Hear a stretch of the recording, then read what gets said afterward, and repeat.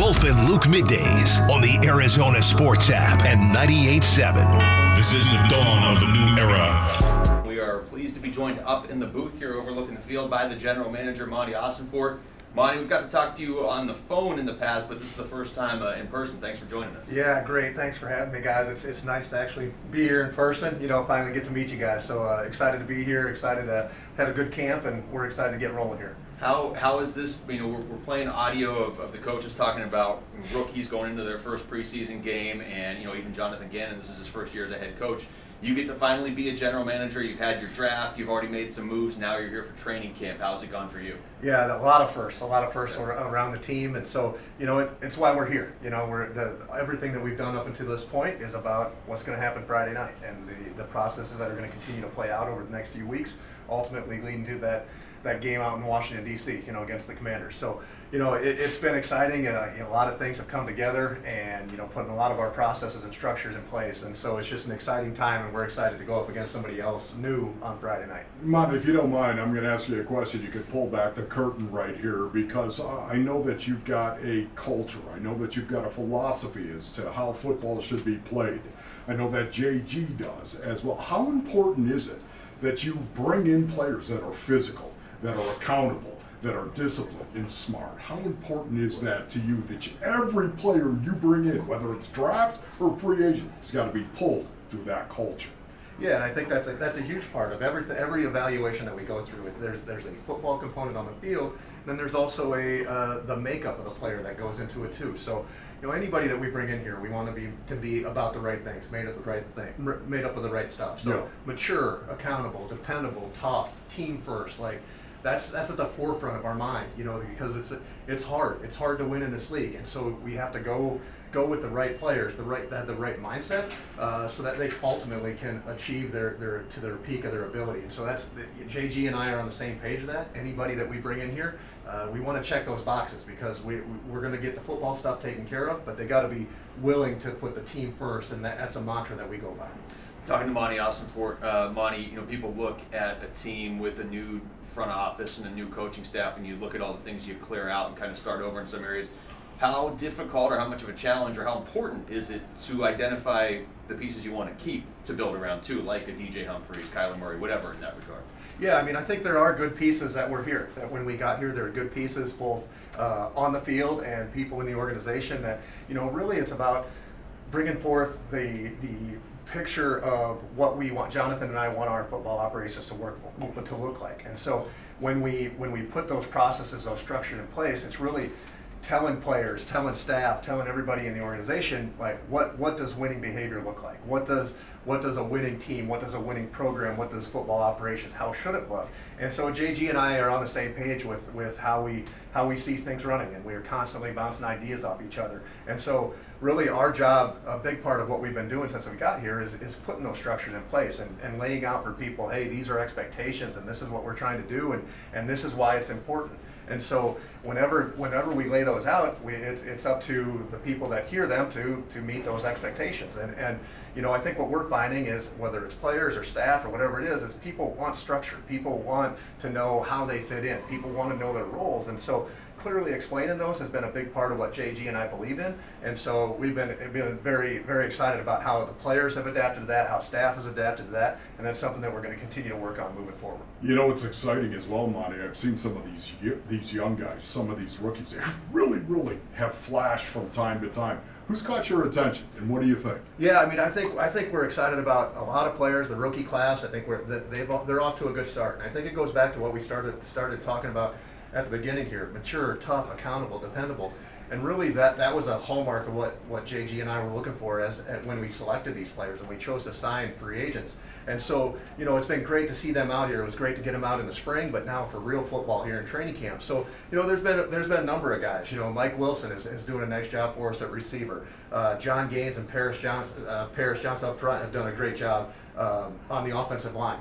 Keitrell Clark is doing a great job in the defensive backfield. So, we're excited about a lot of our rookies, and we're excited, it really doesn't matter. Young, old, rookie, veteran, doesn't matter if they've been here, they haven't been through here. We're going to give the guys a chance to compete, and we're going to get them out here and see a chance to another evaluation tool come Friday night.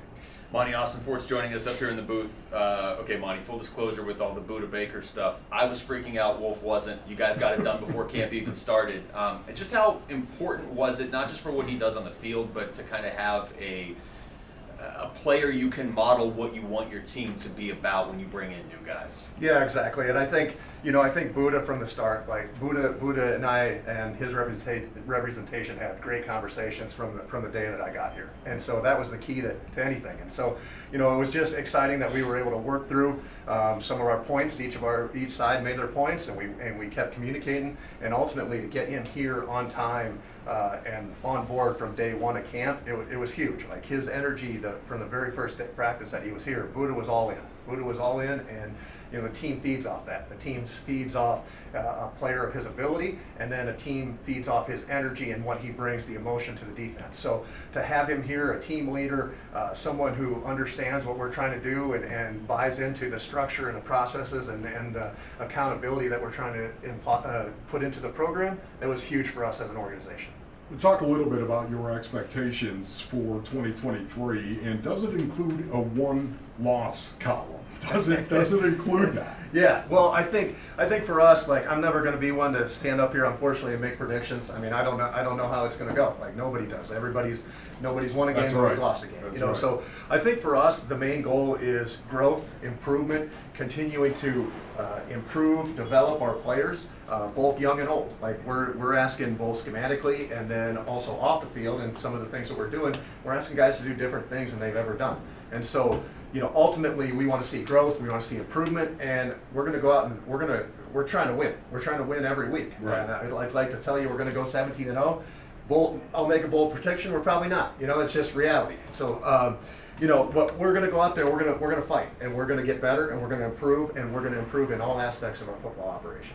We're talking to Monti Ossenfort. Monty, the quarterback situation. I know you've talked about it a lot. Can you give us any sort of update on Kyler Murray? And then the second part of that, you've got Clayton Tune, who has turned a lot of heads here in camp and is somebody that has kind of made a name for himself. He's got to do it in the games, obviously, but how do you assess where you are with the quarterbacks right now? Yeah, I think there's a lot of good competition in that room, Luke. I mean, I think, we got Colt, who's been around, a veteran, Clayton, the rookie, Jeff Driscoll has had a really good camp for us, as well as David Blau. So I think that's a good group. Kyler is off to the side. He's working. He's been involved in meetings.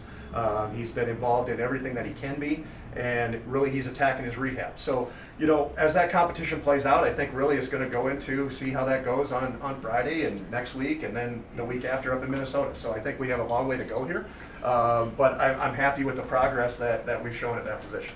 Monty, to what degree do you actually look at the line of scrimmage and say this is where the game of football begins, and it may not end there, but this is the most important thing, the line of scrimmage? To what degree do you believe? Yeah, I think it's huge. I think the line of scrimmage is where every game is won and lost. And so, whether that's offensive line, defensive line, all you got to do is look at the two teams that were in the Super Bowl playing out here right. The last game of the season last year. Just the strength of their respective offensive and defensive lines. I mean, it was apparent. They both had great quarterbacks. Like obviously that's important as well. There's a lot of things that are important, but being able to control the offense or the offensive line of scrimmage, and then on defense being able to disrupt that line of scrimmage. So I think that's a focus. It's always going to be a focus. It's an area that we're trying to improve along with other areas in our team, but the line of scrimmage is always going to be huge. As far as the running game and the depth chart behind James Conner, like you've already got your guy in James Conner, but to have depth, especially if you want to run the ball more this season. I know you tried to bring in Marlon Mack. He's got the injury. Where do you see that room sort of shaking out now? Yeah, unfortunate. Yeah, Marlon suffered a lower leg injury yesterday.